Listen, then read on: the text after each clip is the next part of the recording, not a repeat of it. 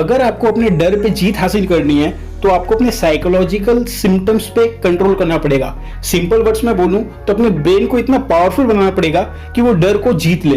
देखो होता क्या है ना, जैसे जैसे डर बढ़ता जाता है वैसे वैसे हम लोग के अंदर से विल पावर कमजोर होती है। Will power equals to your mind's power. तो आपको अपनी माइंड की पावर इंक्रीज करनी है।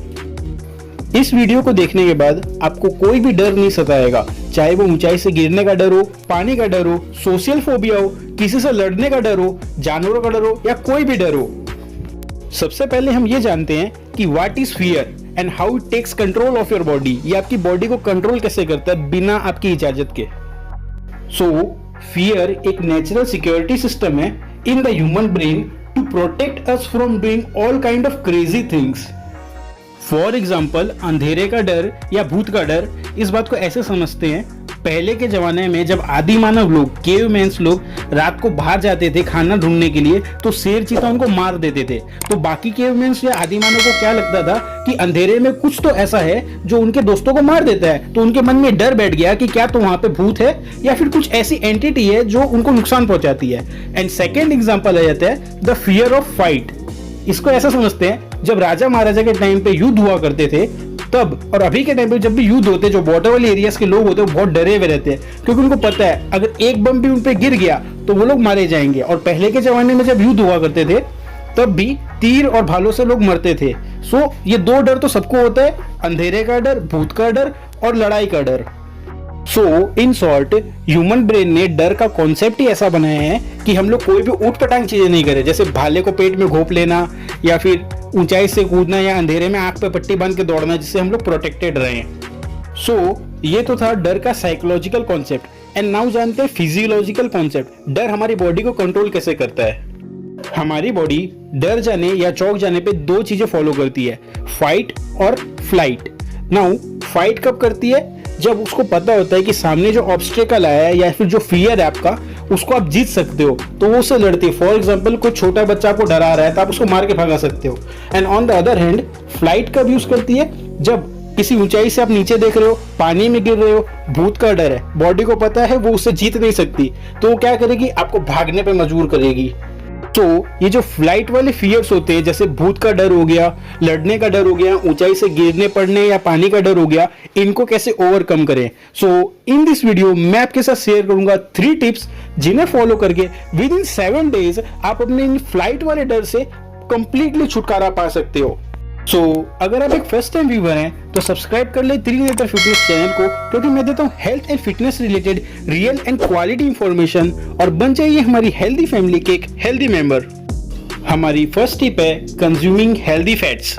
हम सबको पता है human brain more than 50% fat से बना हुआ है। जब आप proper amount of healthy fats consume नहीं करते हो तो आपका ब्रेन आपको अलग अलग तरह के डर देता है। फॉर एग्जाम्पल किसी से बात करने का डर, नए लोगों से बात करने में डर लगेगा, लड़ाई करने में डर लगेगा, हाइट का डर, पानी का डर, ये सब होता है हेल्दी फैट्स की कमी से। आपको करना क्या है? आपको रोज रात को 4 से 6 बादाम पानी में भिगा देने हैं और सुबह उनको खूब चबा चबा के खाना है, और उसके बाद मिश्री मिला हुआ दूध आपको पीना है। हमारी सेकेंड टिप है न्यूरोजेनेसिस। फियरलेस बनना है तो आपको अपने ब्रेन को क्लीन करना पड़ेगा। नाउ हमारा ब्रेन हमें तभी डराता है जब वो खूब डरा हुआ और कमजोर होता है, और वो होता है ओवर द टाइम हमारे ब्रेन के न्यूरॉन्स के वियर एंड टीयर से। मतलब जो डेड न्यूरॉन्स है वो अच्छे से साफ नहीं हो रहे, न्यू न्यूरॉन्स बन नहीं पा रहे, इस कारण से हमारा ब्रेन धीरे धीरे वीक होता जाता है। तो इसको ठीक कैसे करें? और ये होगा विद द हेल्प ऑफ अनुलोम विलोम प्राणायाम।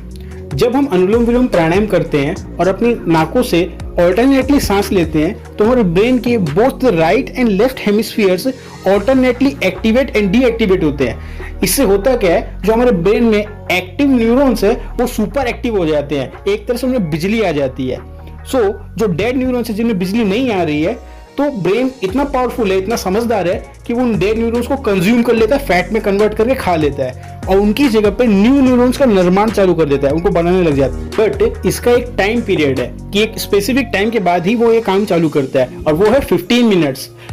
आपको रोज रात को सोने से पहले 15 मिनट्स तक अनुलोम विलोम प्राणायाम करना है और करते ही सो जाना है। इस बात का ध्यान रखना, इसको करने के बाद कोई भी जोर की आवाज मत सुनना। हमारी फाइनल टिप आ जाती है shirshasana. Shirshasana is the king of all yogas because एक अकेला शीर्षासन ही है जो आपको अपनी बॉडी पे फुल कंट्रोल करना सिखाता है, लिटरली सिखाता है।